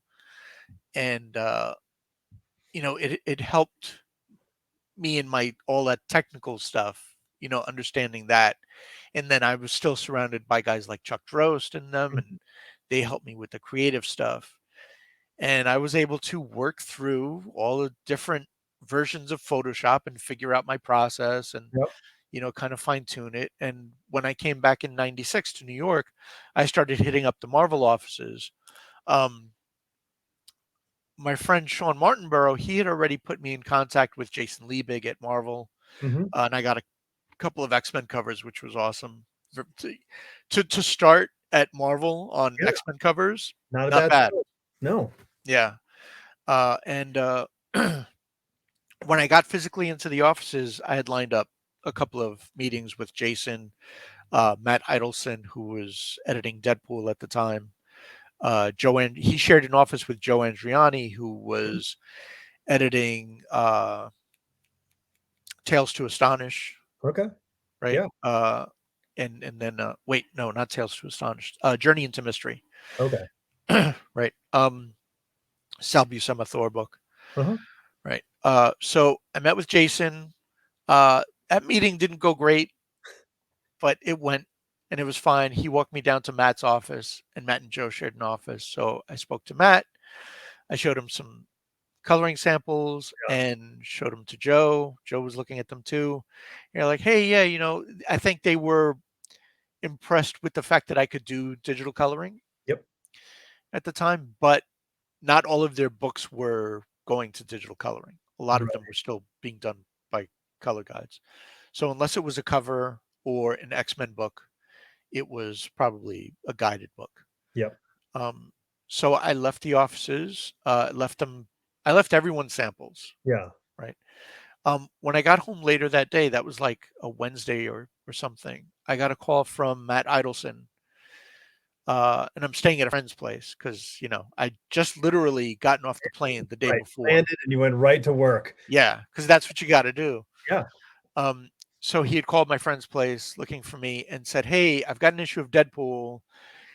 The thing is, it's really tight, and Christian Leitner can't do it. So, do you want to do color guides?" And what am I going to say? No.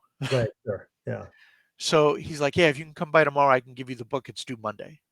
Okay. So I picked the pages up Thursday. I work all day Friday, Saturday, Sunday. Sure. Hand the book in Monday. It's done. He loves it. Joe Andriani hires me to take over Journey into Mystery. Okay.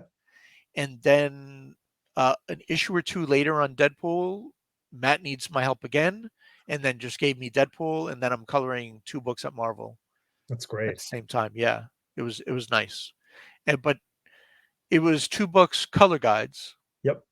so not exactly what I had hoped, but Right. still, I'm there, I'm in, Yeah.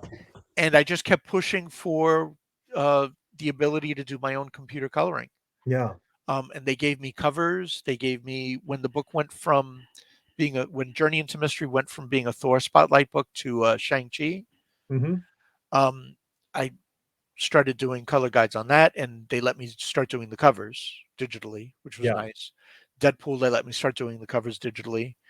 Then Matt hired me for Captain America, Oh, so I'm doing I'm doing Mark Waid and Andy Kubert Captain America. that's top level there. Yeah. Yeah, starting with issue 9 at that Yeah. time. I was thrilled, but then numbers dipped, because that was all Heroes Return stuff. Yep. Numbers dipped a little bit, and they couldn't justify the expense of computer coloring, of digital Yeah. coloring. So I was like, all right. And then Marvel Knights picked me up to do Black Panther, Doctor Strange, and then the Jimmy's back. Punisher. Jimmy's back in the picture. Yep, Swinging in with his cape. yep, Jimmy again. I Yeah. love Jimmy. Oh, it's the best. I love He's the Jimmy. best. He Everywhere I turned, where I needed a hand, same you here, know, dude. yeah, Like that guy has every time in my career, if I can use that word, he was absolutely there every single time. If I'd be like, I don't know, he would like even when I was down, he could somehow like sense it and find me and be like, hey, so what's going on with you? And you'd be like, yeah, oh, and then he'd be like, talk to this guy, and then you're like talking to that guy, and next thing things are back. yep, The absolutely. absolute he's the absolute best. Yeah. Yeah. Yeah. Jimmy's definitely one of those people. I mean, I'm totally loyal to him. Yeah. Anytime he needs anything, I'm there. Yeah. I'll make sure I have the time for him. Yeah. And never tell where the bodies are. That's the That's right. rule. Yeah. Jimmy Palmiotti for that reason. Mhm. Dennis Cowan for introducing me to Michael Davis. Sure. Sean Martinborough for helping me with my first Marvel gig. And being so handsome. Of course, takes amazing photos. You know, and Mark Wade. Just Yeah. because when I came on Captain America, Mark treated me like I was a member of the creative team, not a technician. That's cool. That's Which so is cool. fucking awesome. Yeah. so Mark, I'm on team Mark all the way. Oh, that's probably a very rare thing. I Yeah, gotta say, I don't feel that that's a very common thing when it comes to the writer, because I mean the writers are sort of so early in the process that they might just be like, I'm 4 books ahead already. By the time you're getting the coloring on this, right, right. Yeah. huh? But that Captain America run, when we started that, it was Cap loses the shield and he has this energy shield. Oh, cool. Yeah. And they were all like, Matt had us all out to dinner. Me, Uh, Mark, and Andy all out to dinner. We got shrimp cocktail and everything. It was awesome. Ooh, good And dinner. I'm just sitting there trying to not be an idiot because I'm sitting there with Mark Waid and Andy Kubert, and I'm like, fuck, I'm trying to not fanboy, really. Right, right. I'd be able to sit here and I belong here. Right. Right, right. So then they start talking about Cap Shield and how Uh-huh. do we pull this off? How do we do this? And I'm, with my face full of whatever the fuck I was eating. Sure. I'm like, Cocktail sauce dripping down the yeah. side. I'm like, oh, I can do that. And they're like, what do you mean? I'm like, well, let's make it like Kirby Crackle, but Yeah, in the color of Cap's shield, and I can make it glow. I'll do knockouts. yeah, Don't worry about it. I got this. yeah. And then right from there, everything just kind of clicked. That was my little contribution to Well, you Cap. became you so you moved first off, you became an asset. Like you became an asset to the creative process. Right. In the terms of like, okay, you're going to improve the storytelling of what we have going on here, because what you offered to him was a special effects, which didn't exist before. Like you're like Right. your ILM saying, well, yeah, sure, we can make that happen. Yeah. And you're George, and the Mark's George Lucas going like, you can. Okay, so now his creativity is opened up, because at this Yeah. point he's like, I can create a whole bunch of stuff that didn't exist before, and Yeah. because this kid with cocktail sauce on his fingers can actually like make that look like a thing on the comic book page. Yeah. Wow, Yeah. yeah. That was it. That cemented me as part of that creative team. And then it was like, okay, well, what ideas can we bounce off each other? And then 3 weeks later, I'm on the phone with Andy, every Mhm. once in a while, and we're talking about stuff. And I'm on the phone with my editor. I'm on the phone with Mark. We're working out things all together, and I'm part of this process. And I'm still really young, Yeah, and now I'm working with people whose work I looked up to on a character that really did a lot to shape my morality, my yeah. whole concept of superheroes and these characters and what comics can be. And I'm contributing to this world. Mhm. And it was such my mind was blown for a Yeah, lot of different reasons. I bet. I finally like Captain America really made me feel like I was part of it. Yeah, That that's whole experience was great. yeah, no, no, I mean, and that's like, yeah, I mean, that's a dream kind of thing. Like, I think that's always what everybody who wants to get into comic books, they want to be a part of a team. Yeah, Like there's this sort of thing, like there's these mythological teams that, that are in comic books and creation. And we just go, man, to be a part of whatever that thing is. And I feel that probably the most successful, collaborations in comics are where everybody is really involved. Like they're not calling Tom Orzechowski and saying, "Hey, we really want to try to kind of come up with some interesting solutions for lettering, in these scenes."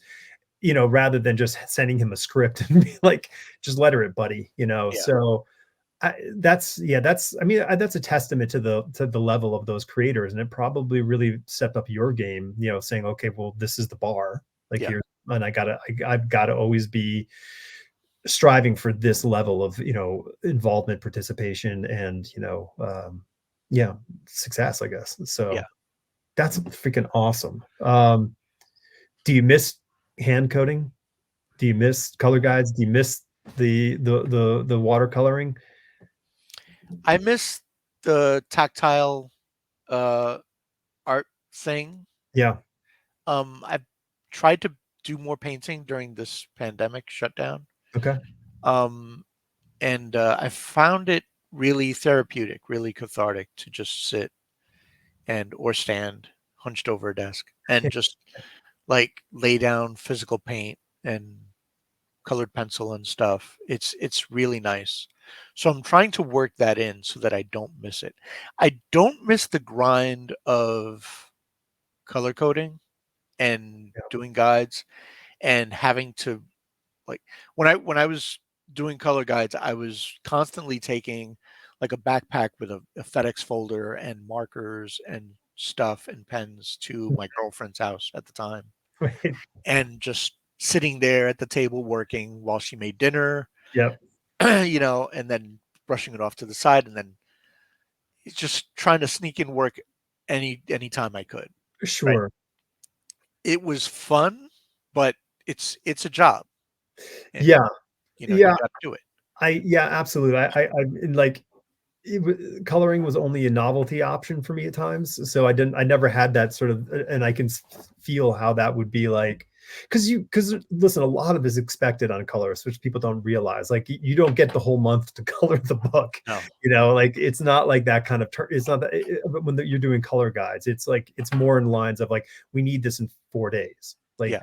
and if you're having a good career in coloring, you're already doing a book or two already. So it's a lot of work added Right. on to you. So, because you're at the end of the road, you're the last part of the process. So Yeah. guess who's making up the time for what everybody else sort of took up, Yeah. Yeah. Uh, Whether by hand or digital, yeah, you're still at the end of the line. it is. And I mean, and it's interesting how the coloring on the digital end has really moved way up the rank of credits, so to speak, in the comic book, creative process now. I mean, like, I'm not knocking my inker buddies out there because you guys got your hands on on making a story into a dramatic piece, but the colorist's role now is so much you know deeper than it used to be. Like Yeah. the digital environment has I mean, it's now that special effect what I was saying earlier, like that you sort of offered Mark.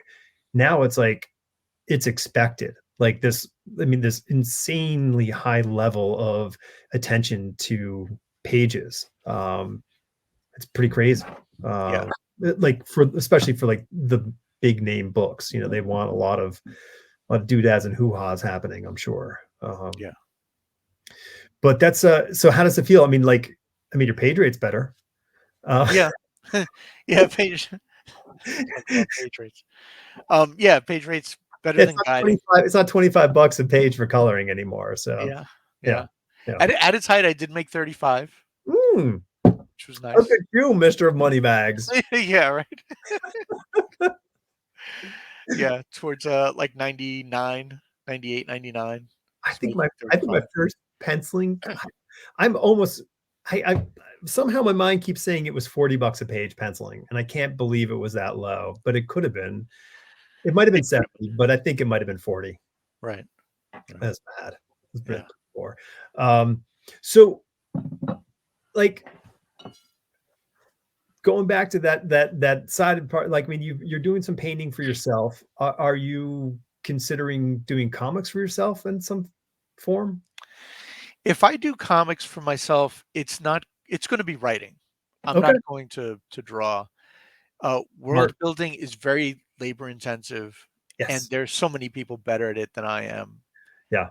It's like, if I need to replace the sink in my kitchen, I could do it, and Mhm. it'll take me forever, Right. and I'll save a couple of bucks, but I'd rather make sure it's done right and Yeah. hire a professional to do it. Sure. It just works better that way, and then there's no worries. Yeah.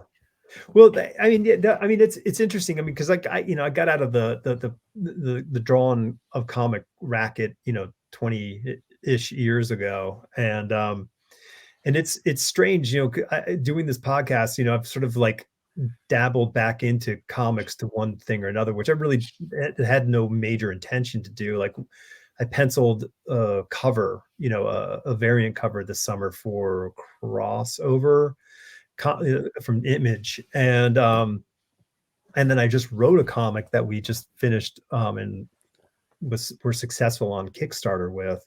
Um, Nice.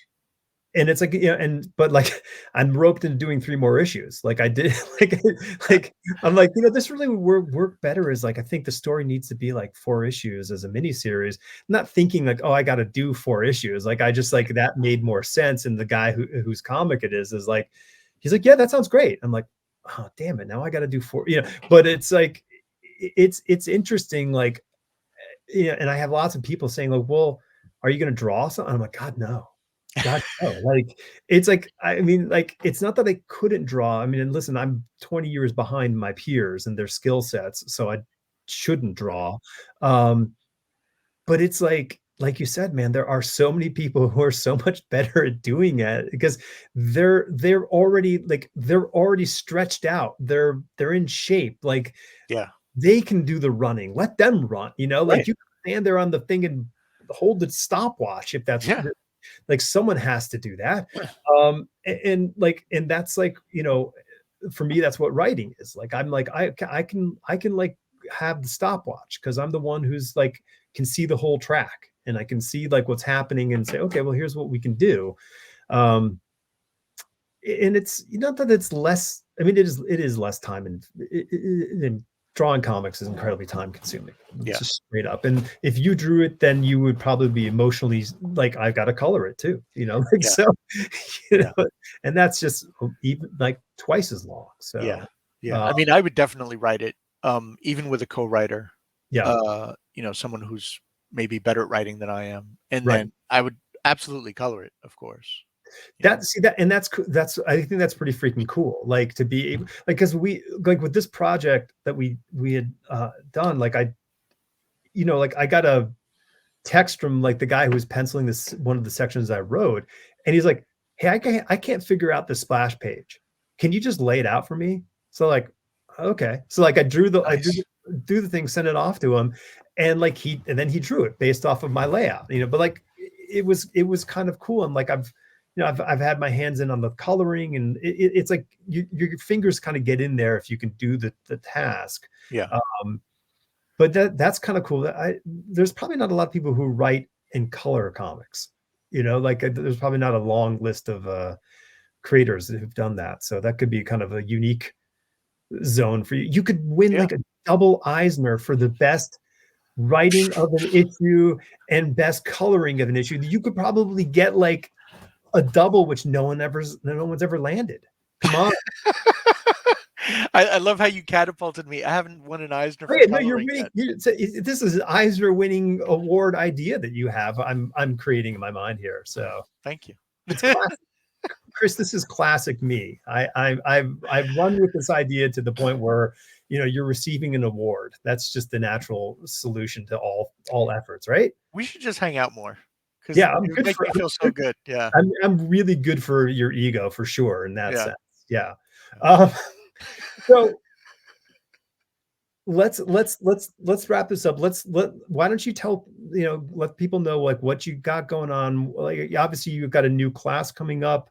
Yeah. Um, and maybe, I mean, without too many details, maybe you can give people an idea of your next B&E plan. Like maybe like what company you intend to break in, like I think my B&E days, they have to be over by now. really do they, Chris? Like, I mean, you know, I have to stop. IDW is just sitting out there, just looking like a sweet old ham, just waiting to be taken. Oh man. Yeah, I hadn't realized how much of a pattern it was until just this show that I've No, done this it is great. at least twice. I'm through at least twice. I like that it's at least. Listen, yeah. Well, I'll tell you later. Okay, so what you got going on, and where can people learn how to color? Okay. So I've got a class coming up end of January. And you can check that out at Comics It'll Experience. be in the doobly doo below, so Awesome. they'll be able to just push a button. Yeah. So comicsexperience.com, click on the courses tab and look for art and coloring, and you'll find my introduction to coloring class. It is not to shit talk other classes, but my class is really the best class out of Oh, totally. all of any class of its kind. Um, It's in a class of its own. it really is. Yeah. And then I've got like a bunch of comic projects. I'm still working on hardware, Milestone's hardware book So with cool that it's back. I actually, yeah, you know what?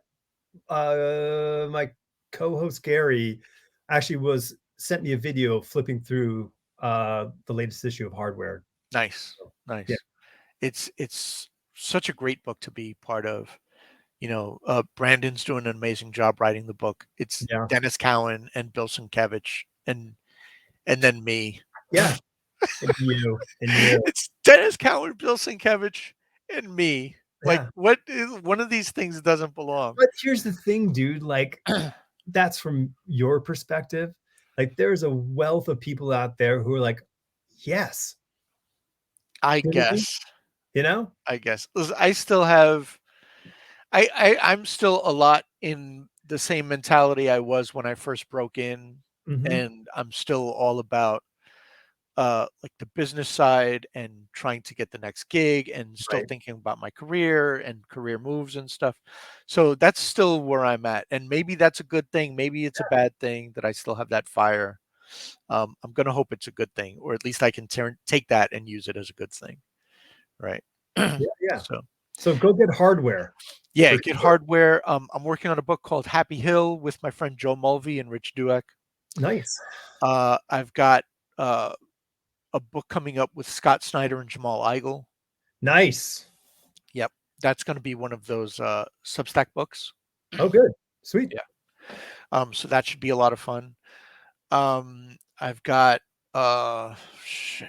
Savage Spider-Man, Okay. Wow. right, with Gerardo Sandoval. So I'm working on that, and Joe Kelly back from my early Deadpool days. So Nice. that's always fun. I love reconnecting with him whenever I can.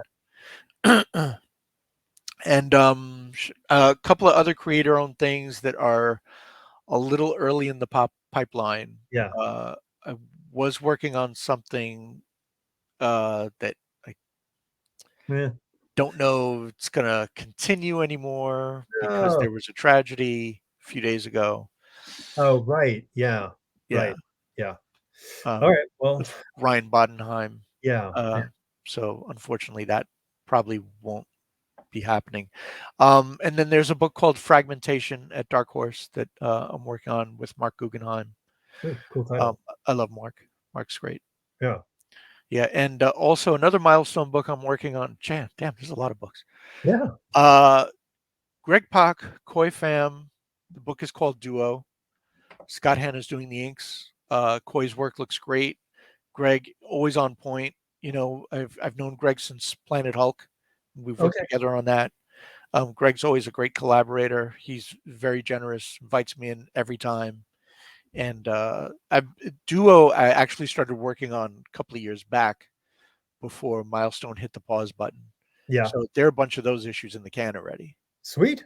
Yeah, yeah. So it predates hardware, but it's coming out way after hardware. Okay. Well, that's kind of what happened in this last 2 years. We've had a lot of things shuffled around, but Yeah, that's awesome. Dude, yeah, you're really busy. That's great. yeah, yeah. Staying busy. Well, let's go. Well, I think part of that is on top of the great work that you do. I think it's also what you're saying is how you really do stay focused on the career trajectory. And Yeah, that's an important key thing. Like anybody who's thinking of being in this business or is in this business is wondering why they're not, you know, getting where they think they can be, aside from doing the absolute best work you can do on whatever you do, it is really focusing on those steps further down. Like a career is like chess, man. You can't just think of the one move that you're making. You've got to think of a few moves ahead because you don't because guess what? Like the industry gets a move after you make a move. So like you got to figure out, you have to be prepared for contingencies. So, yeah, um, and life also gets a vote. yeah. So, dude, that's great. I'm super happy that we had this time. thank you really thank you so much for coming on, because it's been a long time coming. Yeah, thanks for having me. And I don't like that we reconnected under bad circumstances in life, but I'm glad that we've been able to reconnect. Yeah, Um, absolutely. Chris, find him, Soto Color, everywhere. Doobly doo, all his information will be down there. Um, until next week. See you, Chris. Thank you, Alex.